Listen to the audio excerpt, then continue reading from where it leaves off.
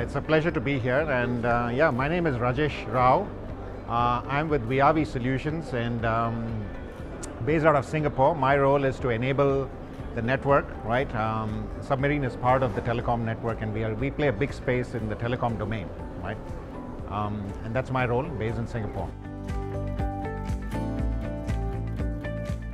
The next game changer. Okay, let me take you back to the future. Okay, let me start from the future and then wind back. So if you today, people like us standing here, you'd probably have a robot that's attending a conference like this, and where we call it singularity, where the machine is more powerful and more intelligent than the human being, right? And I see that as a phase 5, maybe 15 years, 20 years from now, maybe even earlier. And then you go one step backwards, and you will see IoT being a big spectrum of this, right? Where you have devices communicating with one another, you have e-health, e-medical, remote operations and surgery, etc. that will consume bandwidth, right? And that's going to drive the bandwidth through the submarine network. It's very clear. So the growth is there.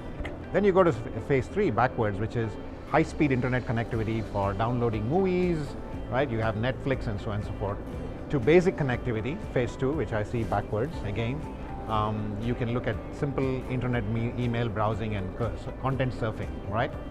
There is still a large population out there that are not even connected to the internet. So literally you see 5 phases. I've taken you to the future and hopefully taken you backwards to where some places are. Right? It's a great potential. I think innovation is absolutely key. And innovation comes from a basic underlying need in the society, right? Which is people like us as consumers, okay? We never had access to a smartphone as teenagers, but my kids have that even before they've hit their teenage, right? All of us. So we really need to innovate in the industry, and that really means how do we enable societies, people's lives, right, day to day, and get the productivity levels up, okay?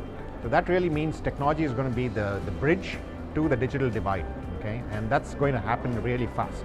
I mean, think about it this way. You have connected cars, augmented reality is why? Because the only constant is time, and within a given time, you want to experience a holiday whether you're there or not, okay? And that's what is enabled through technology. So that's what I expect from my buyers and suppliers. Oh yeah, absolutely. I love technology. I'm from the technology industry, and it's amazing that if I look back generation, my dad can sit on a couch and he just doesn't know where the home button is on his phone, and it takes me time to even explain, and sometimes it tests my patience and I get irritated. And I think okay, what's it going to be 20-30 years from now, and when my daughters are going to sit with me and say, hey, they're going to get frustrated with what I don't understand. The technology is going to go so rapidly. So yeah, I'm all for technology, and I think that's what's going to happen.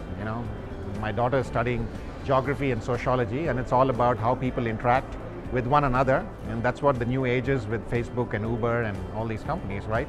And how does technology combine with things like social topology and how humans connect, and then it'll be humans to machines connect, right? So it's an interesting time out there. The event is great. I think personally for me, from a business standpoint, and to meet new people, it's always a great area.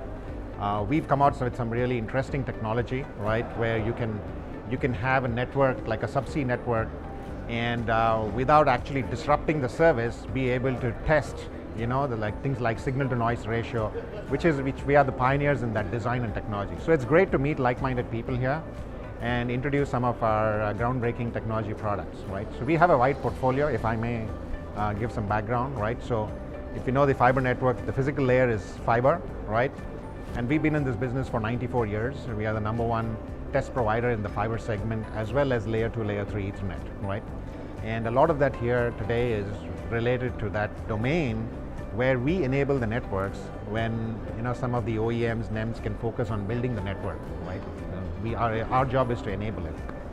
So it's been a great event, well coordinated, and a pleasure to be here.